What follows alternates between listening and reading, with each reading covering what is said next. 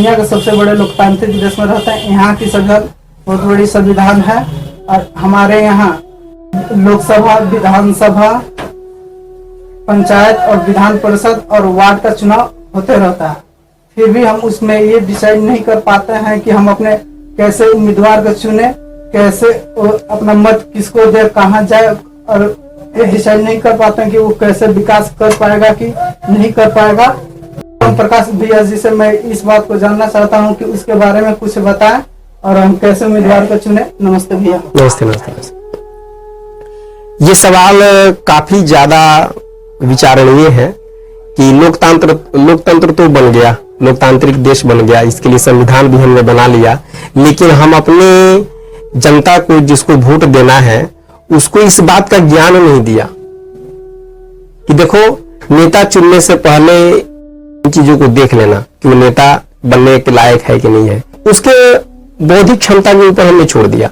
मतलब आप 18 साल के हो गए तो आप जो है ना चुनाव में मत अपना दे सकते हैं, आप वोट दे सकते हैं, अपना नेता आप चुन सकते हैं, ठीक है ना जी। और मुझे ऐसा लगता है कि यह अधिकार दे करके मैंने लोग तो कहेगा कि ये हमारे लोकसभा की या हमारे लोकतांत्रिक देश की ये खूबसूरती है, भाई सबको हम अधिकार देते हैं, आप वोट दो, ठीक है ना। मान लीजिए आप अपने घर के सबसे बड़े सदस्य हैं, ठीक है ना, और पहली का, दूसरी का, चौथी, पांचवी के छोटे छोटे बच्चे हैं, ठीक है ना। आपने उनको अधिकार दे दिया कि बेटे तुम अपना शिक्षक चुन लो, ये अधिकार देना ठीक है जी। आप ये डिसाइड कीजिए कि वो बच्चे डिसाइड करेंगे, आप डिसाइड कीजिएगा ना। आपने क्यों किया? उनके साथ तो अत्याचार हो रहा है, पढ़ना तो उनको है, पढ़ाई तो उनको करनी है ना। आज शिक्षक पढ़ाएगा भी उन्हीं को, ना आपको पढ़ना है और ना आपको पढ़ाना है, लेकिन ये स्वतंत्रता उन बच्चों को नहीं दिया आपने, तो ये तो अन्याय हो गया उन बच्चों के साथ। क्या होना चाहिए? अच्छा क्या लगता है आपको, अगर उन बच्चों को ये कहा जाए कि तुम अपना शिक्षक चुन लो तो ठीक होगा कि ठीक नहीं होगा? उन बच्चों के साथ दोनों होगा। क्या होगा? दोनों होगा। क्या होगा दोनों? ठीक, उम्र के हिसाब से होगा। क्या उम्र के हिसाब से होगा? जो बच्चा जिसके पास अभी तर्क वितर्क करने की क्षमता नहीं है, समझने का क्षमता नहीं है कि कौन मेरे लिए सही है, कौन मेरे लिए नहीं सही है, उसके लिए गार्जियन चुन सकता है। जिस बच्चे के पास बौद्धिक क्षमता आ चुका है उस बच्चे के लिए खुद का टीचर अपने चुनना उसके लिए सही होगा। अच्छा तो क्या मानते हैं आप, 18 साल के बाद व्यक्ति इस चयन के लिए ठीक हो जाता है कि वो नेता चुन सकता है अपना? नहीं, ऐसा तो नहीं पता। मैंने आपके हिसाब से वो तो छोटा बच्चा था, वो तर्क वितर्क नहीं कर सकता है, लेकिन 18 साल के बाद भी कैपेबल है वो, उसकी अपनी क्षमता हो जाती है नेता चुनने का। जी हो जाती है। आप लोगों का क्या मत है? नहीं, पूरी तरीके से तो नहीं, पूरी तरह से पूरी तरीके से धीरे धीरे विकसित होता मैंने धीरे धीरे का मतलब क्या होता है? 18 से 21, 22, 23 नहीं, ये 18 साल में सबको कोई भी पृथ्वी पर कोई भी व्यक्ति है, हाँ, वो पूर्ण तरह से नहीं होता है। पूरी तरह से ज्ञानी की बात नहीं हो रही है, नेता के चयन की बात हो रही है। तो वही मैं बात बता रहा है, पूरी तरह से तो उसको विकसित नहीं ना होता है वो। लेकिन जो नेता बन के जाएगा तो वो तो पूरी तरह से देश को चलाएगा। जो नेता बन के जा रहा है आधा अधूरा थोड़ी चलाएगा जी, उसको तो आप अधिकार बोल रहा है। हाँ तो मत तो आप मत तो इसी अधिकार से देते हैं ना भाई, तुम अब चुन लिए गए, अब तुम हम पर राज करो। उसमें ऐसा थोड़ा कि धीरे धीरे आपने दिया, ऐसा तो नहीं है कि 5 साल के बाद पहला ट्रेनिंग हुआ, 5 साल के बाद फिर निश्चय वो बनेगा ही। नहीं। तो फिर तो आपके क्या ये सबसे बड़ी गलती हुई देश की आजादी के बाद, ये निर्णय लेना कि 18 साल के बाद आप योग्य हैं नेता चुनने के लिए। ये बात आपको एक और बात पता होना चाहिए, पहले हमारे संविधान में 21 वर्ष, ठीक है 21 मान लेते हैं। आपको क्या लगता है, किया गया? आपको क्या लगता है कि उस समय 21 साल ठीक नहीं था, 18 साल कर दिए, अब ठीक है? ये राजनीतिक पार्टियां अपने लाभ के लिए न किया हुआ है। अच्छा मैंने आप इसको सही नहीं मानते? 50-50 मानते हैं, आधा सही मानते हैं। मेरे कहने मतलब ये है, ऐसा तो 18 साल की उम्र का कोई व्यक्ति जो कम विकसित है आधा वोट देता है। आपके अनुसार क्या कब उसका उम्र होना चाहिए? सुनिए मेरे हिसाब से, मैं अपनी व्यक्तिगत बात कहूं तो वोट देने का अधिकार मिलना ही नहीं चाहिए, चाहे आप 18 साल के हो, चाहे 50 साल के हो, चाहे 60 साल के हो, चाहे 80 साल। मेरा तो 10 लगता है। हाँ ये सवाल ठीक है आपके। अच्छा वोट देने से देश लोकतंत्र हो जाता है। लोकतंत्र का मतलब क्या है, परिभाषा सरकार द्वारा बताइए। चुना हुआ शासन। जनता के द्वारा चुना गया शासन, तो इस तरह से कहें तो जनता ही शासन कर रहा है फिर। जनता और जो आप में से चुनकर जिसको तो इसका मतलब जनता ही शासन कर रहा है ना। जी जनता जनता के शासन कर द्वारा, रहा है। हाँ एकदम एकदम ठीक है, आपके हिसाब से जनता ही शासन कर रहा है अपने प्रतिनिधि के माध्यम से। ठीक है, तो संसाधनों का मालिक कौन होगा? जनता जनता होगा ना। होगा। आपके घर में चावल है, चावल तो है, चावल आपके घर का है कि बाजार का है? बाजार का है, आटा आपके घर का है कि बाजार का है? बाजार का है, दाल आपके घर का ही बाजार का बाजार का है? है। मक्का आपके घर का ही बाजार का बाजार का है? है। दूध दही घी मक्खन लस्सी सब आपके घर का, फल सब्जी आपके घर का। और आप है ना घरेलू नुस्खा जानते थे, कोई बीमारी हो जाए उसको ठीक कर लेते थे। खाना बनाने के लिए जो ईंधन चाहिए वो भी आपके घर का। और शिक्षा व्यवस्था ऐसी बनी हुई थी उस समाज में कि बेटा पढ़ने के बाद बाप की सेवा में लगा है, गांव के सेवा में लगा है। जी ठीक है ना जी। लेकिन आज ये लोकतंत्र में ऐसा क्या हो गया, लोकतांत्रिक व्यवस्था में ऐसा क्या था कि धीरे धीरे ये सब कुछ मार्केट में चला गया, बाजार में चला गया। ठीक है ना जी, सब कुछ कहां चला गया? बाजार में। बाजार। चावल बाजार में है, आटा बाजार में है, दाल बाजार में है, घी बाजार में है, रोटी चावल सब कुछ बाजार में है, फल भी बाजार में है। अच्छा, तेल बाजार में है, सरसों का कोई भी तेल हो, ईंधन बाजार का है।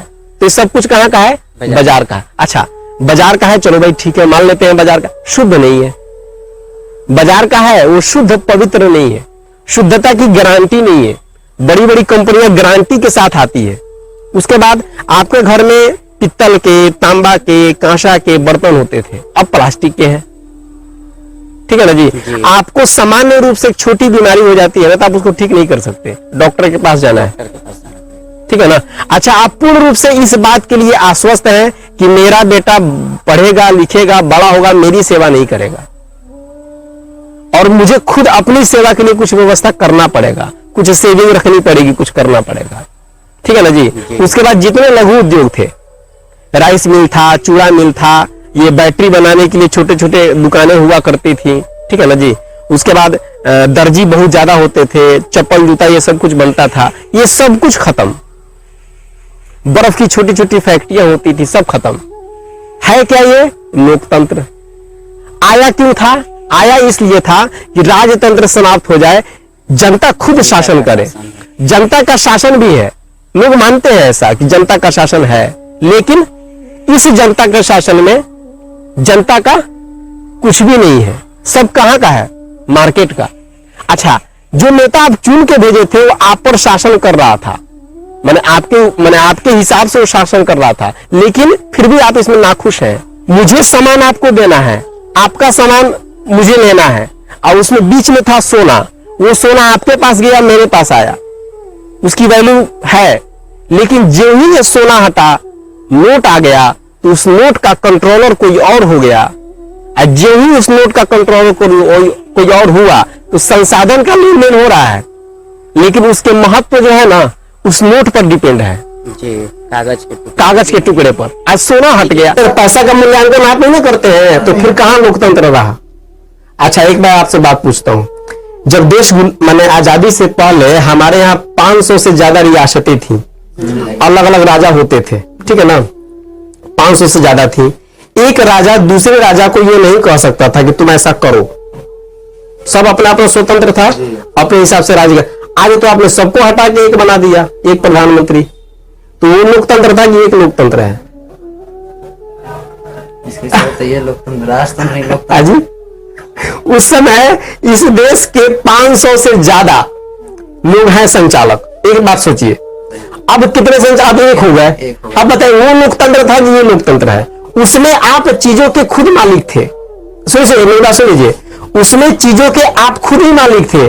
आप इसमें इन सभी किसी भी चीजों के आप मालिक नहीं है, ये सब कुछ मार्केट में चला गया था कि आप राजा के अंडर में बंधे हुए हैं। हाँ। आपको राजा जो बोलेगा वो काम कीजिएगा, आपको जो काम देगा उस काम के राजा के द्वारा जो काम दिया जाएगा वो आप काम कीजिए। हो गया। इस लोकतंत्र में अभी है कि हम अपने जो भी काम करें, जो भी कर सकते हैं, जहाँ घूमे वहां पर आ जा सकते हैं, अपनी अधिकार के बारे में पूछ सकते हैं। उस समय हम राजा से अधिकार के बारे में कुछ नहीं पूछ सकते थे। अच्छा, आपका ये सुनिए, आपकी मूल आवश्यकताओं की सारी चीजें तो आपके घर की है, मूल आवश्यकताएं की जितनी भी चीजें थी वो आपके घर की थी, और आपका रोजगार आपका अपना था। आप लोहार थे, बाबूजी से लोहा का काम सीख लिए, रोजगार मिल गया। आप सोनार थे, बाबूजी से अपने पिता से सोना का काम सीख लिया, रोजगार आपका था। आज आपका बताइए आपका कौन सा अधिकार है? जमीन उस समय आपका आपका था, हम तो अभी ठीक है ना? स्वतंत्र, जो भी चाहे जो भी रोजगार अपना कर सकते हैं। अच्छा, तो बेरोजगार क्यों है इतना देश में लोग? रोजगार के लिए हाय हाय क्यों हो रहा है देश में? जनसंख्या को लेकर जनसंख्या का केंद्रीकरण हुआ कि जनसंख्या बढ़ा है? जनसंख्या का केंद्रीकरण हुआ है ना इस देश में। लोग गांव को छोड़ छोड़ के शहर के किनारे बस गए। गांव को लोग अगर नहीं छोड़ते और रोजगार खत्म नहीं होता, ठीक है ना? सबसे पहली बात यह है कि लोकतंत्र में जनता है ना शासक होता है, जनता शासक होता है। लेकिन इस लोकतंत्र में न जनता शासक है न प्रधानमंत्री शासक है। जिसके हाथ में पैसा का वैल्यू तय करने का अधिकार है ना वही शासक है, और वो आपके पास नहीं है, आपके प्रधानमंत्री के पास नहीं है, कहीं और किसी तीसरी दुनिया में बैठा हुआ आदमी है जो आपके पैसा का वैल्यू तय कर रहा है, और उसके अधिकार में आप सब चल रहे हैं, हम भी चल रहे हैं। लेकिन ये भी तो दिखने को मिलता है कि राजा का जो पुत्र होता था वही राजा बना करता था, लेकिन लोकतंत्र में ऐसा नहीं है। कोई भी व्यक्ति, कोई भी जनता है, जनता यदि पसंद करती है तो उसको अपने सत्ता पे बैठा सकती है, तो ये हमें देखने को मिलता है। लेकिन जो आप पहले वाली बात कर रहे हैं उस राजतंत्र में तो ऐसा था नहीं, कोई भी व्यक्ति राजा बन जाए। अच्छा ठीक है, देश स्वतंत्र हुआ, कांग्रेस का शासन आया, कितने दिन आप राज किए? 73 सबसे पहले कौन थे प्रधानमंत्री? उसके बाद कौन बना? राष्ट्रपति। उनकी बेटी बनी, उसके बाद उनका बेटा बना, उनका बेटा बना। और उसके बाद उनका बेटा दावेदारी है। अब पूरे कांग्रेस पार्टी ये कह रही है, अनशन पर बैठे थे लोग कि आप जो है इस्तीफा नहीं दे सकते। जी, अभी देखिए देखने को ऐसा मिलता।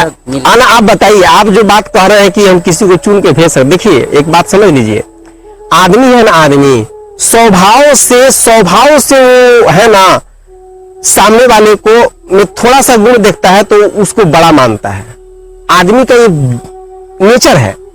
आप एक बात बताइए, दो बच्चे आपस में लड़ते हैं, छोटे बच्चे हैं, बहुत छोटे हैं, आपस में क्या कर रहे हैं? झगड़ा कर रहे हैं, लड़ाई हो गया, और वहां पर आप खड़े हैं ना, तो जानते हैं सहज रूप से उस एक बच्चे में जो हार रहा है ना, वो भैया देखिए मार रहा है, भैया देखिए मार रहा है। व्यक्ति का ये सहज स्वभाव है कि वो किसी न किसी को श्रेष्ठ मानता है, किसी न किसी को श्रेष्ठ मानता है, ठीक है ना? श्रेष्ठ मानता ही मानता है। अच्छा, जिन्होंने पूरे दुनिया में राजतंत्र खत्म किया, मान लीजिए खत्म किया, ब्रिटेन ने सब दुनिया में खत्म किया, ब्रिटेन में खत्म हो गया राजतंत्र। अभी तो ब्रिटेन में राजतंत्र है। अब बताइए ये कौन सी ऐसी वस्तु थी, सबको बांटनी थी, लेनी नहीं थी? बताइए आप। ठीक है, मान लीजिए कि कहने में सोचने में बड़ी अच्छी बात लगती है कि जिसने पूरी दुनिया में लोकतंत्र लाया किया, हाँ, वहीं पे आज राजतंत्र है, अभी भी है। अभी भी वहां का जो महारानी है ना, उसका सिंहासन ऊंचा होता है वहां के प्रधानमंत्री से या वहां के राष्ट्रपति से। क्यों? उन्होंने क्यों नहीं समाप्त किया?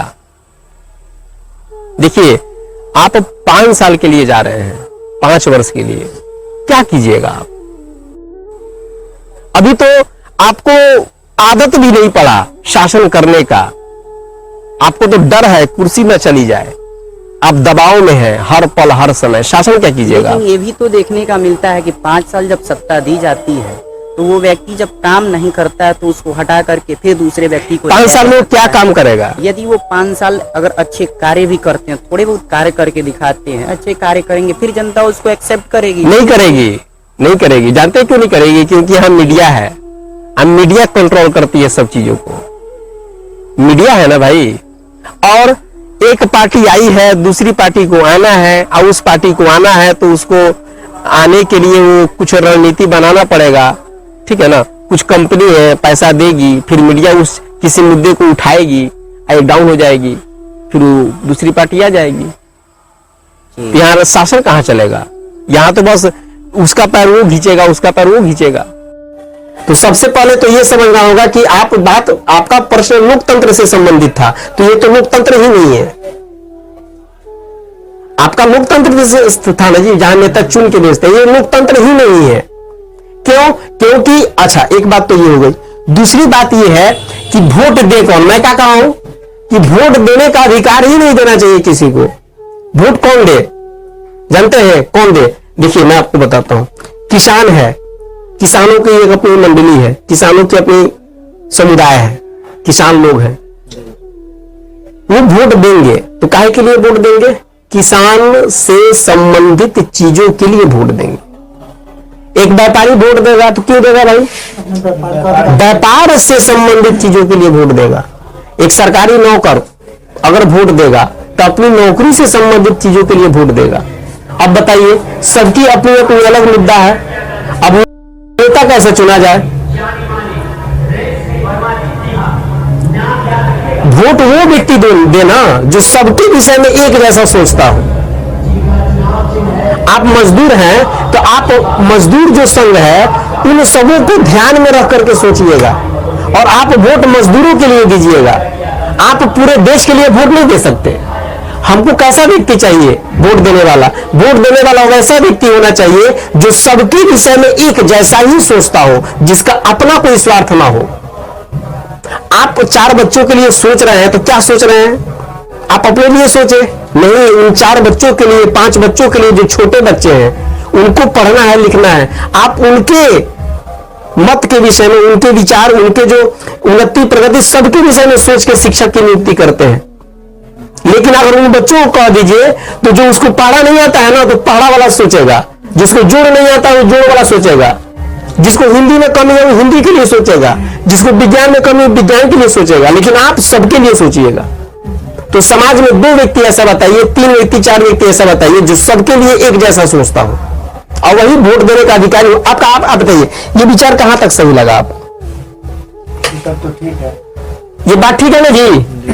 लेकिन हमने क्या किया, सबको कह दिया सब वोट दो। क्यों भाई? सब उस लायक है वोट दे। अब वोट कौन दे जानते हैं? एक मिनट रुकिए। वोट वही दे जो सबके लिए एक समान सोचता हो और सबके हिसाब से सोचता हो। अब व्यक्तिगत उसका कोई मुद्दा ना हो। इसका चयन कैसे करें? कौन व्यक्ति है? आप समाज में रहते हैं ना, 20 बरस 25 बरस हो गया समाज में रहते हुए, समाज के हर वर्गों को देखा है। 2 व्यक्ति ऐसा, 3 व्यक्ति ऐसा बताइए, समुदाय बताइए जो सबके विषय में एक जैसा सोचता हो, जिसका संबंध सबसे हो। व्यापारी का संबंध जानते कहां है? केवल व्यापारी लोगों से। किसान का अधिकतर संबंध किससे है? केवल किसान के लोगों से। मजदूर का संबंध, नौकरी वालों का संबंध। तो ऐसा व्यक्ति बताइए जो सभी समाजों में एक साथ रहता हो, तब वो सबके बारे में सोचेगा और सबके विषय में जानेगा भी, सभी के परिस्थितियों के विषय में वो जानता भी है। तब वो जो चयन करेगा वो वास्तव में वो है ना न्यायप्रद होगा। बताइए कोई ऐसा व्यक्ति। मैं बताता हूं, 2 व्यक्ति हैं समाज में आपके जो हर घर से उनका संबंध होता है। एक होता है पुरोहित, ठीक है जी। पुरोहित एक ऐसा व्यक्ति होता है जो राजा से लेकर रंक तक सबके घर में जाता है, हर घर के आंगन को वो जानता है, हर घर के अंदर जो परिस्थितियां है ना, सामाजिक जो व्यवस्था उसको जानता है। आप हर तरह के लोगों के घरों की परंपराओं को वो जानता है, ठीक है। उसको है ना वो केवल ज्ञान देता है, अपना सामान नहीं लेता आपसे। सामान उसको लोग उस स्वेच्छा से देते हैं, दान स्वरूप। उसका अपना तय नहीं है। पुरोहित जो आपको बताता नहीं है लेकिन आपका हित कर देता है, और वो है ना सभ्यता संस्कृति को समझता है। एक चीज बताइए, ठीक है आप बोल रहे समझ। भारत एक हिंदू राष्ट्र आर्योग से आते रहा है, ठीक है। यहाँ तो पुरोहित और पंडितों का तो सिलसिला चला हुआ है। आज अभी जो भारत में हर व्यक्ति का जो माने स्वतंत्रता है, हर व्यक्ति जो स्वेच्छा से जी रहा है, ठीक है, वो राजा के समय जब लोकतंत्र नहीं बना हुआ था भारत, तो वो पहले था। मैं बता रहा हूं, सबसे पहला व्यक्ति पुरोहित और दूसरा एक और व्यक्ति है जिसका संबंध हर समाज के लोगों से है। दूसरा कौन है? शिक्षक, आचार्य। आचार्य एक ऐसा व्यक्ति है जिसके दरवाजे पर हर समाज के बच्चे पहुंचते हैं और उस बच्चे के सहारे हर तरह का गार्जियन पहुंचता है। पुरोहित तो अभी यहाँ हमारे यहाँ नहीं है। सुनिए पहले, ये दो व्यक्ति हुए, कौन कौन से? एक शिक्षक और दूसरा पुरोहित। शिक्षक ज्ञान देता है, सम्मान नहीं देता, ठीक है ना। अज्ञान का मूल नहीं होता, तय नहीं है, आप अपनी स्वेच्छा से उसको दान करते हैं, ठीक है। आप पुरोहित, वो भी आप स्वेच्छा से ही देते हैं। अंग्रेज जब इस देश में आए ना, तो सबसे पहले इन दोनों की कमर को तोड़ा। इस देश को बर्बाद करना है तो सबसे पहले पुरोहितों को बर्बाद करो आप, और सबसे पहले आचार्यों को बर्बाद करो। अगर ये दोनों खत्म हो गए, इन दोनों का जो सम्मान होता है इस देश में, इस सम्मान को भी खत्म करो, ताकि दर दर ठोकर खाएं सम्मान के लिए। ये दो खत्म हो गए तो समझ जाओ ये देश अपने हाथ में आ जाएगा, ठीक है। और यही दो हैं जिनके नजर में समाज का हर वर्ग रहता है। शिक्षक देश का भविष्य का आकलन कर सकता है, ठीक है जी। और शिक्षक ही है जो भूत को जानता है, आपके अतीत को जानता है, आपके इतिहास को जानता है। चाणक्य कौन थे? शिक्षक थे, और उन्होंने निर्णय लिया था, आचार्य थे वो, ठीक है जी। पहली बात। अब पुरोहित भी यही कार्य करता है। पुरोहित का काम क्या है? पूजा पाठ करवाना, सभ्यता संस्कृति को बरकरार रखना। और आप कभी माने अगर संस्कृति को भूलते हैं, सभ्यता को भूलते हैं, तो उसका महत्व बताता है और आपको सही रास्ते पर लाता है। यही दो व्यक्ति हैं जो सही नेता चुन सकते हैं, ठीक है। पहली बात ये समझ गए। अब दूसरा प्रश्न ये है कि हमारा नेता हो कैसा? तो हमारा नेता जानते हैं कैसा होना चाहिए? हमारा नेता ऐसा होना चाहिए जो दो चीजों का ज्ञान रखता हो बारीकियों से, शास्त्र और शस्त्र दोनों का ज्ञान रखता हो, जो समय आए तो युद्ध करना भी सिखाए आपको, और युद्ध करने के लिए तैयार भी हो जाए, ठीक है। और शास्त्रों का उपदेश भी दे, कि ताकि आपकी जो युद्ध कला है ना, वो अन्याय के प्रति ना हो। किसके प्रति हो? न्याय के प्रति हो। और तीसरी बात, कभी भी सामाजिक व्यक्ति को जो है ना नेता नहीं बनाना चाहिए। जो समाज में काम करने वाले लोग हैं, सामाजिक काम करने वाले लोग हैं, उनको नेता कभी भी भूल के नहीं बनाना चाहिए। क्यों? क्योंकि ना वो शास्त्र जानते हैं ना शस्त्र जानते हैं। वो सबको मिला के लेके चलने वाले व्यक्ति होते हैं, और ऐसे व्यक्ति सबसे ज्यादा खतरनाक होते हैं देश के भविष्य के लिए, ठीक है ना। एक मंडल जी थे, देश जब आजाद हुआ था ना, तो उस समय बहुत सारे दलित लोगों को लेके चले गए पाकिस्तान में, जोगेंद्रनाथ मंडल। परिणाम क्या हुआ? उनको कानून मंत्री बनाया गया। अब वहां से वहां पाकिस्तान को छोड़ के भागे वो। जब उनके साथ गए जो लोग थे, उनके साथ जब अत्याचार हुआ तो क्यों? क्योंकि उनको समझ नहीं था न शास्त्र का न शस्त्र का। इतना ज्यादा हजारों माने कई हजार लोगों को गर्त में डाल दिए, ठीक है जी। तो एक तो सामाजिक व्यक्ति को कभी नेता नहीं बनाना। आज हमारे देश में नेता किसको बनाया जाता है? जो पैसा वाला है। नेता किसको बनाते हैं? जो दबंग है। नेता किसको बनाते हैं? जिसे खूब ज्यादा नाम हो रखा है। नेता किसको बनाते हैं? जो सामाजिक व्यक्ति है। लेकिन कभी भी ये विचार नहीं करते कि जिसको नेता बनाते हैं वो शास्त्र जानता है कि नहीं, शस्त्र जानता है कि नहीं। एक व्यक्ति और थे, ठीक है ना, उन्होंने एक किताब लिखा है जिसका नाम है हिंद स्वराज। हिंद स्वराज किताब को पढ़िएगा आप।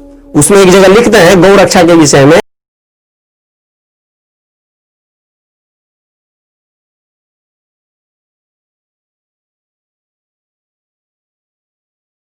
वो लिखे हैं ना कि अगर कोई व्यक्ति, यही होता है जब शास्त्र को व्यक्ति नहीं समझता है ना, इसी तरह का निर्णय लेता है। अगर वो शास्त्र शस्त्र दोनों समझते हैं ना, तो कभी नहीं कहते कि इनके सामने हथियार मत उठाओ, है कि नहीं। गीता है ना, गीता को पढ़ के अर्जुन क्या किए? शस्त्र उठाए, सबको ठिकाना लगा दिए, है ना जी। अब वही गीता उनके हाथ में भी है, लेकिन उन्होंने क्या कहा कि ना ये गलत है, ये गलत है। आज की छोटी सी गलती भविष्य के लिए बहुत ज्यादा खतरनाक हो जाता है। परिणाम क्या हुआ? अब देखिए, मैं आपको छोटी सी गलती बताता हूं।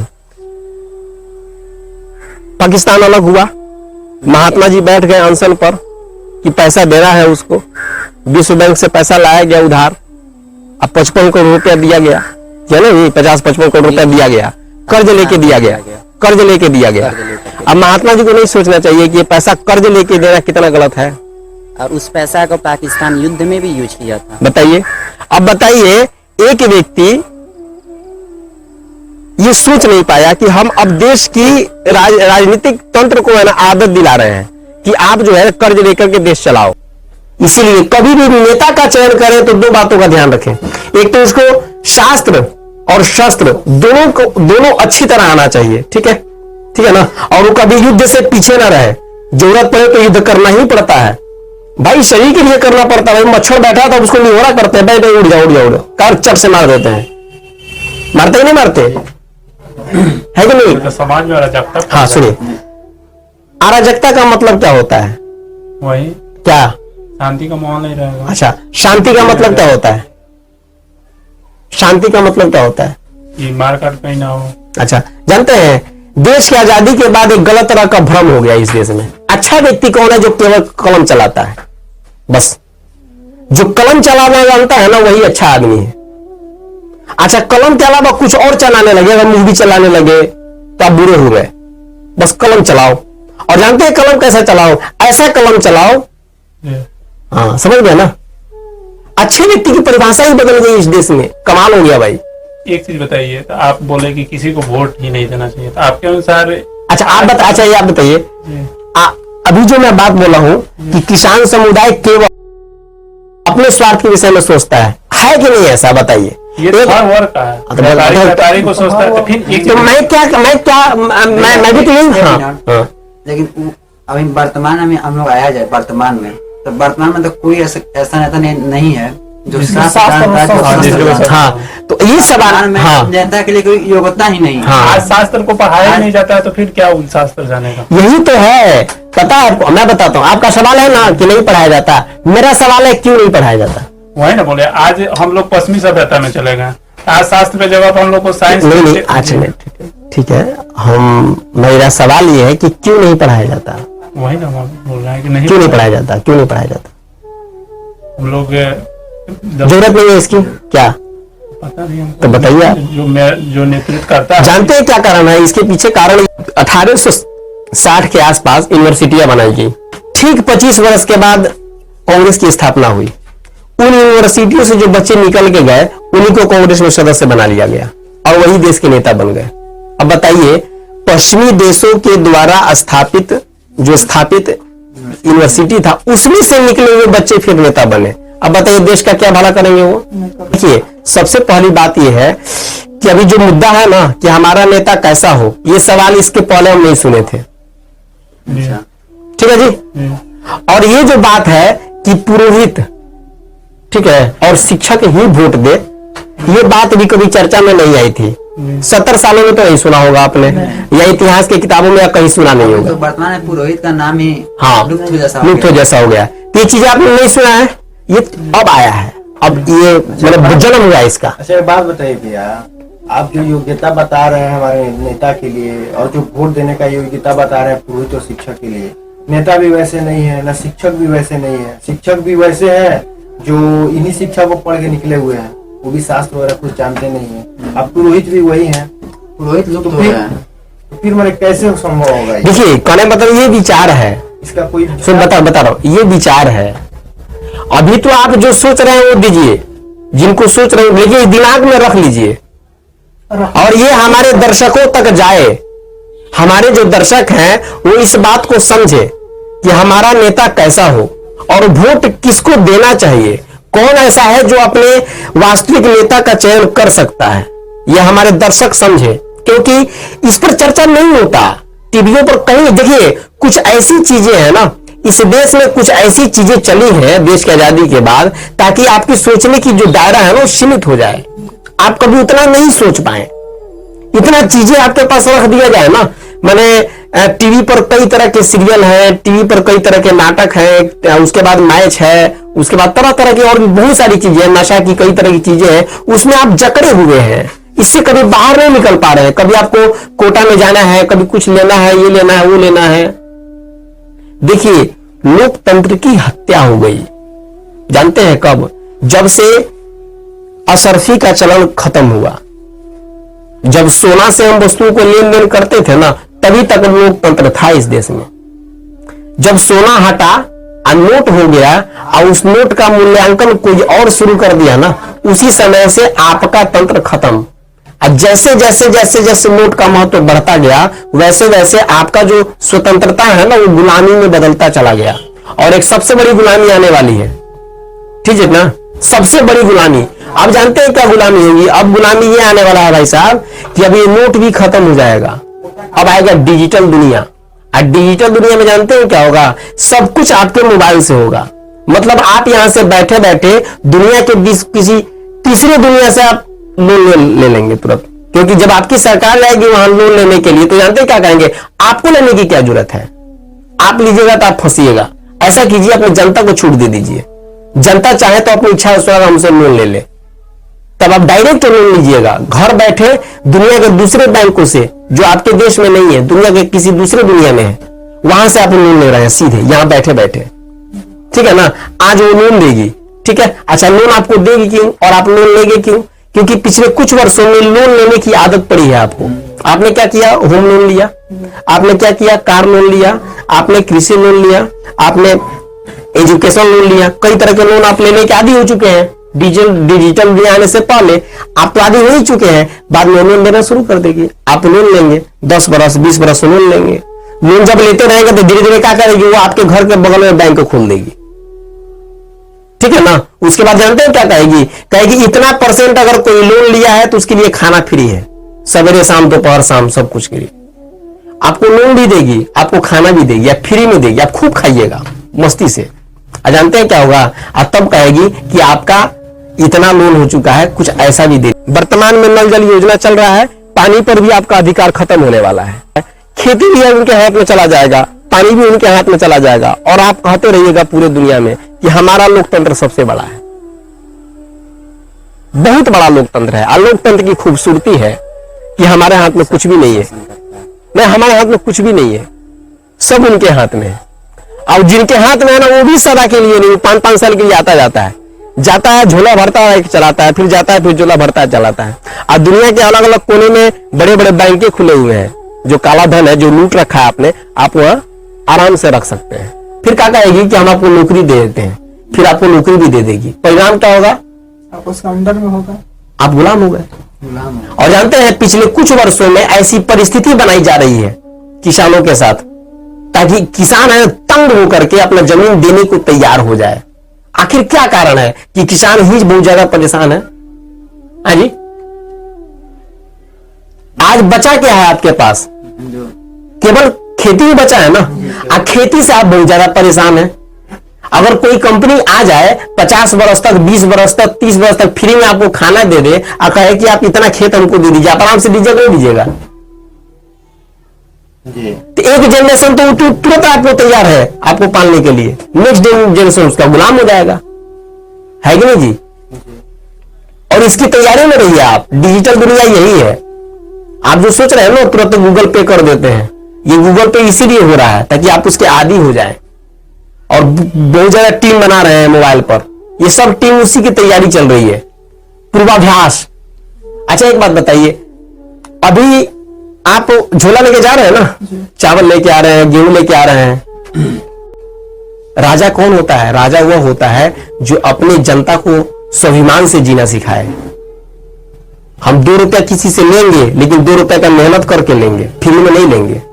लेकिन आपको फ्री की आदत डाली जा रही है, क्यों, क्योंकि आप अपना स्वाभिमान खो दें, आपको अंदर से लाज हया खत्म हो जाए।